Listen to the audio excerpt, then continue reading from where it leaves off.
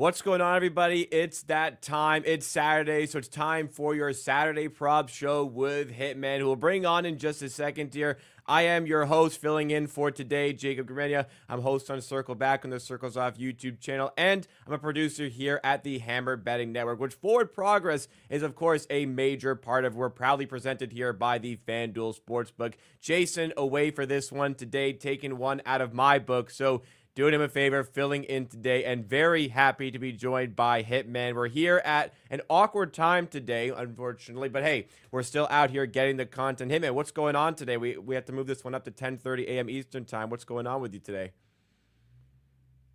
Not much. Got a tea time for a birthday party for a birthday at 1:30, so we had to move it up a little bit. But as Brandon in the chat says, this show, sans Jason, is plus EV.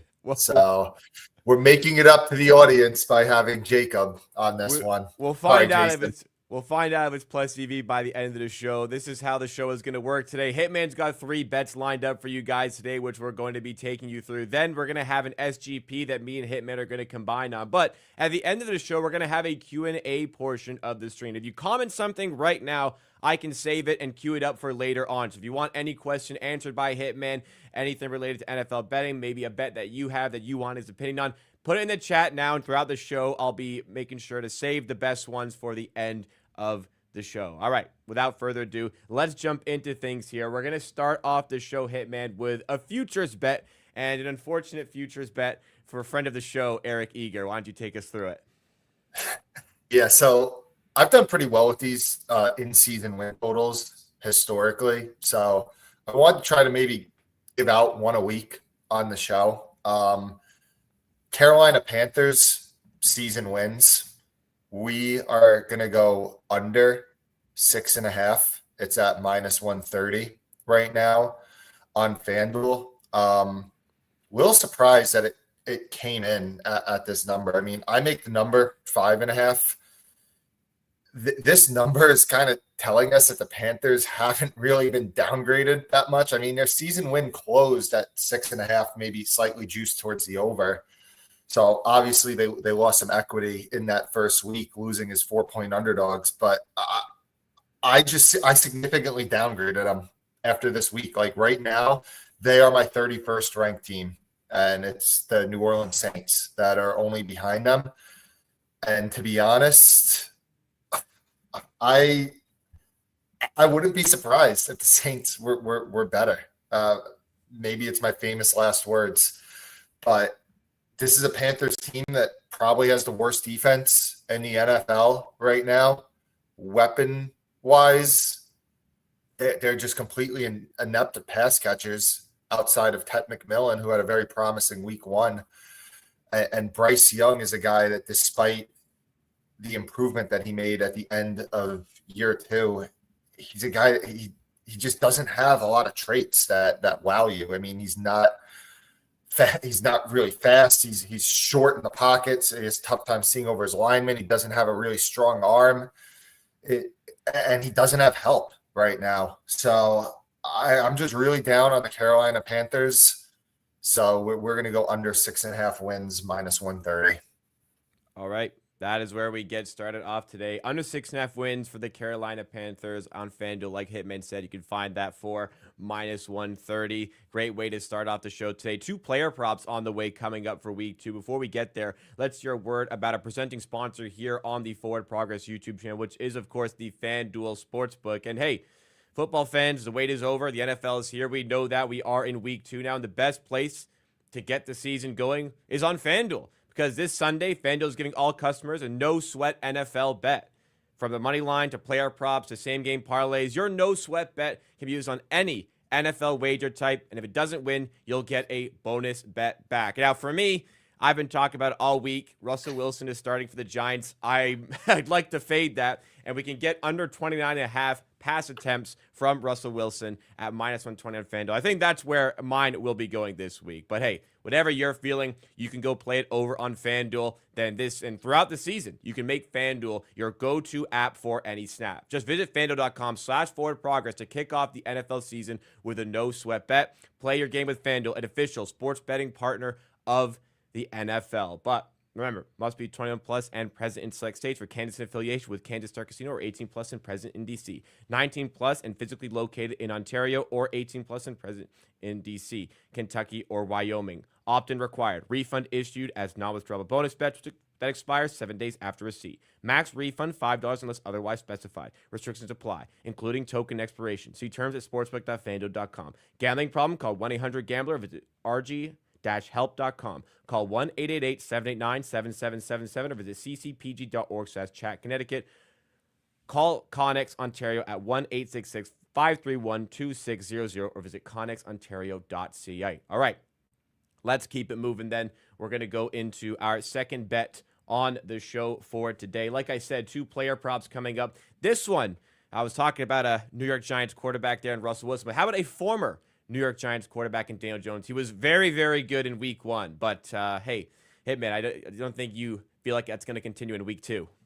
Yeah, Daniel Jones, we're going to go to pass yards, and we're going to take under 206.5 passing yards at minus 114. This is actually pretty good compared to market right now. There's some 204.5s, 203.5s at some other books.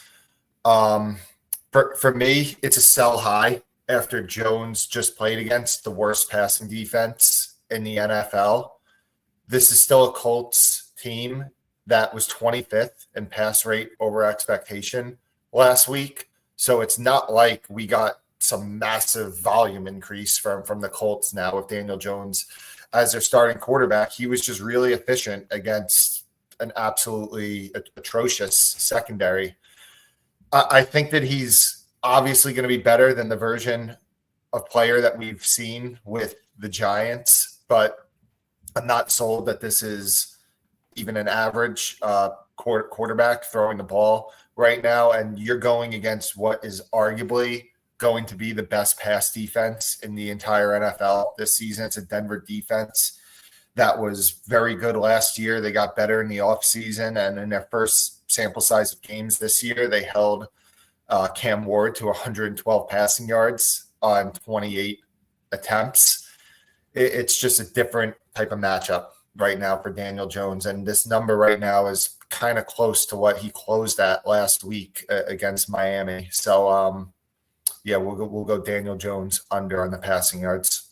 All right, fading Daniel Jones after a really good week, maybe a little bit inflated as we head into week 2. So hopefully we can find some value there and strike on the second bet of the day. But we're not done just yet. We're going to dive into the third bet on the show today, and we're going to be sticking with the quarterbacks. We're going to be fading a quarterback. We're going to be fading the offensive player of the week last week, in his conference. That is JJ McCarthy. Walk us through the third bet. JJ McCarthy under 29.5 pass attempts. It's pretty widely available. I did personally play his pass yards under as well, but pass attempts I thought was just ever so slightly better. This is a Falcons defense, and this goes more towards the passing yards, but they held Baker to 5.2 yards per attempt last week. Their defense actually did look improved after making some big moves in the offseason, specifically in the first round of the draft with their pass rushers. How much of that is just the Bucs struggling without Tristan Wirfs and Chris Godwin? We don't know yet, but it's still a Minnesota offense that is without Jordan Addison. They're pretty thin at wide receiver when they don't have Jordan Addison on the field. They're still without their best offensive lineman, Christian Darrisaw. And a lot of the handicap to why I personally played McCarthy unders last week was Minnesota has been really adamant talking about how they want to start McCarthy slow. Like you heard on the broadcast, Troy Aikman was mentioning, like they want to, it's kind of training wheels on him for the start of his career. It's a guy that hasn't played in 18 months or however long it's been. You've seen how conservative the play calling was last week. Like in that first half, he had something like 8 pass attempts, something ridiculously low. So, and what ended up happening, the run game worked. Like this offensive line has improved, and the run game was pretty efficient, especially in the fourth quarter with Jordan Mason. And at the end of the game, Kevin O'Connell came out And he said that he needed to stick with the run more after how run heavy they were to begin with last week. So I think, again, in a game script where they're 3.5 point favorites right now, it could just lead us to more run heavy play calling from the Vikings. So we're going to go under with JJ McCarthy. All right, so we have the under on Daniel Jones passing yards, the under on JJ McCarthy pass attempts, and we also have the under on the season-long win total for the Carolina Panthers as the 3 bets for today so far. But we're going to be doing the SGP as well. Before we do, reminder again, send in your questions into the chat. I've already queued up a bunch for the last segment on the show today. But if you want your questions answered, you want your bet reacted to by Hitman, please send them in the chat. And again, I'm saving them up for later. So let's dive into the SGP for today. We're going to be going to that same game, the Minnesota Vikings against the Atlanta Falcons. And I'm going to start off the parlay here with, I was kind of leaning this direction, but it also kind of leans into the handicap with JJ McCarthy as well. I do want to start with Aaron Jones over on rushing yards. I think he didn't get there in the first game of the season, but I think there could still be enough here for him at 38.5. And a little bit of inverse correlation. I'm going to go with Aaron Jones over 2.5 receptions as well. We're going to play a bit of I guess you could argue it's not as inversely correlated as I kind of pointed out there. But I do want to go with Aaron Jones over 30.5 rushing yards. Not married to as much the receptions, but Hitman, wonder if you could give your insight to this one. I like it. Aaron Jones played just as much as Jordan Mason last week. Now a lot of like the stats, like specifically a lot of the rushing stats went to Mason. A lot of that just depended on how the drives went, where Mason just whatever the drives tended to last longer with Jordan Mason on the field. I mean, there was the one Aaron Jones possession where he drew a 50-yard pass interference. There was another Aaron Jones possession where like pretty instantly he just had like a 40-yard touchdown catch. So, yeah, I like the receptions angle of it, and I like the receiving yards angle of it. Jason knows. I'll tell Jason when I think his play sucks. And Jacob, I like your play. I truly do. And if we're going to add, one leg from me? Yeah. What's McCarthy pass yards at? I assume that the passing attempts has moved. Yes. Passing yards is at 209.5. Damn, that's moved also. 5 yards from me saying that. Yeah. Go to rushing props. What's Jordan Mason? 58.5 for rushing yards. We'll go with Jordan Mason under. Okay. To finish it off. Okay, so we'll take a bit of correlation there. Yeah, we'll just say big game from Aaron Jones and Jordan Mason. I mean, he'll still probably have a good game, but maybe they should just be a tad closer. Maybe we'll say. So our combined SGP, we're going Aaron Jones over 38.5 rushing yards, over 2.5 total receptions, and Jordan Mason under 58.5 rushing yards. Reminder also on the receiving angle for Aaron Jones, there was one you mentioned both the touchdown and the downfield ball that drew a defensive pass interference call. J.D. McCarthy was targeting Aaron Jones a lot with some of these passes, so that factors into it. And it wasn't really clear to me. People did keep saying Jordan Mason is RB1 based on the game. It never really felt that was the case. It was just the good drives were kind of going in his direction. Now, was it because he was playing well? Maybe, but usage-wise, it didn't really feel like there was a clear RB1, RB2 in that game. So that will be our SGP for today's show. Let us know if you're tailing that. Also, let us know any questions you have. Let's start diving into the questions we already have queued up to finish off the show for today. Joey Plancart says, thoughts on running back Lawrence over rushing? I see 12.5 this week. Oh, that was frustrating, Joey, because he went over and they kept him in last week for the kneel downs at the end when they were up 20-something points. Like a lot of teams will put in backup quarterbacks to kneel out in that situation. They put in Lawrence and he ended up going under because of that. And the other frustrating thing is we mentioned that we liked rush attempts and they just didn't have the market up at the time.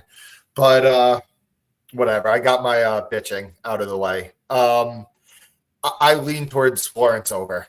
On that, and I lean towards the rush attempts. I haven't even looked at rush attempts right now. I don't even think it's up on FanDuel, but if it is 3.5 juiced over again, I would lean towards that over as well. All right. let's go to Zach in the chat who says, "What's the over under Hitman score today at the links?"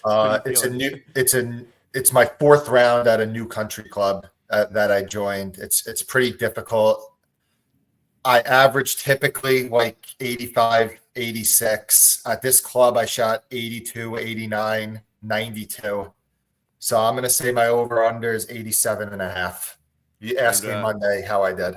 All right. We'll see then next time if Hitman was on the over-under. Let us know what you guys think for the over-under. While you're there for the chat, also, please make sure you've hit that like button on the stream today. Help support the show. If you're new to the channel, subscribe. We have the Hitman Prop Show every Saturday, but also we have content throughout the week on the Forward Progress channel. Let's get to some more betting-specific questions here. SK asks, are you looking to play 49ers props with Mac Jones starting? Uncertainty there could provide some great numbers. How do you feel? Yeah, I haven't really started on much Niners stuff just because there's so little liquidity on it right now because there's just not many lines with like Jawan Jennings uncertain right now. I really honestly haven't thought much about Niners stuff. I'm sorry, SK. All right. No worries there. Brandon does mention San Francisco -3 was a play for me. It was for myself, and I can say a lot of people at the Hammer were also liking that one behind the scenes as well. Kenny Walker, under 47.5 rush yards, a good look. That's from Anthony Roman. I kind of think that Walker and Charbonnet is a split right now as far as rushing goes, and Charbonnet will play a little more in the pass game. They're kind of lined the same right now, which I think that's probably right. Last week, Walker was lined in the low 60s. Charbonnet was lined in like the high 20s.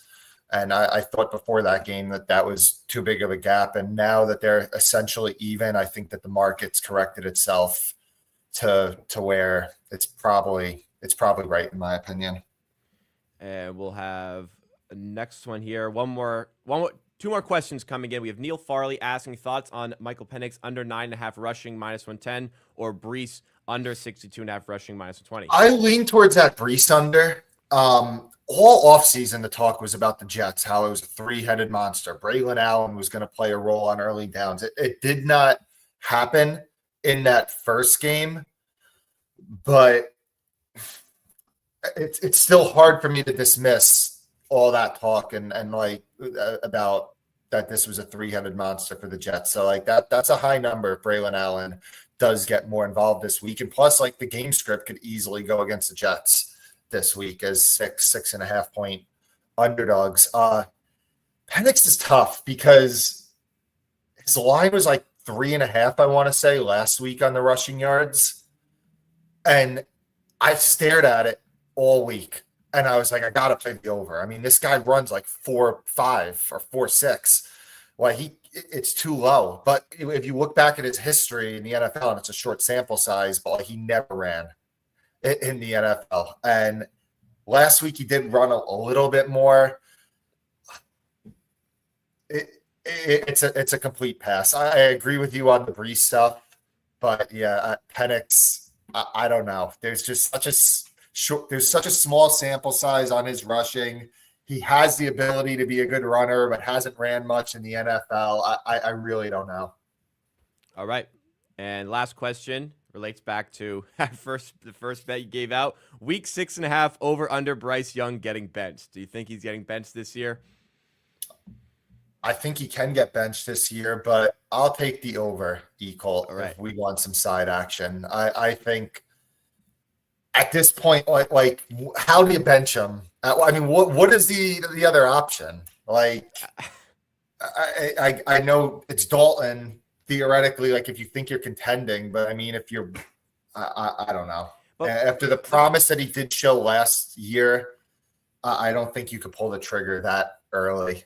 The problem when you do bench, you don't bench him though. Like, benching a guy can break his confidence a bit, but also not benching a guy can maybe make it even worse because if he's clearly struggling, just kind of leaving him out there to rot is also not always the best. I'll be honest though.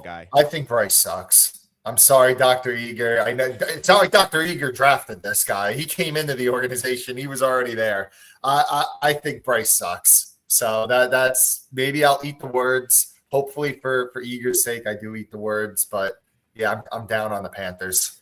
Well, speaking of being down on the Panthers, that was the first bet on the show today. Hitman played under 6.5 wins on the season for the Panthers at -130. Then he went over to Daniel Jones under 206.5 passing yards at -114. And the final bet was JJ McCarthy under 29.5 pass attempts against the Atlanta Falcons. I believe that was also -114. Correct me if I'm wrong. And then the final one we did was the SGP. We're going to be playing Aaron Jones over 38.5 rush yards. Then we did Aaron Jones over 2.5 total receptions with the under for Jordan Mason at 58.5 rushing yards. And we had that at +393. Thank you so much, everybody, for tuning in today. We very much appreciate the support on the Saturday Prop Show here on the Forward Progress YouTube channel. If you did enjoy, then please make sure you do smash that like button. It makes a huge difference to the channel. Believe me, it only takes you a second to hit that like button. Also, please make sure you're subscribed to the channel. Help us keep growing this thing. Help us reach some more viewers on the channel. Check out FanDuel with the links that are in the description below, and we will see you again next time. Hopefully, we're celebrating some wins here for the Saturday Prop Show. Thanks again, everybody.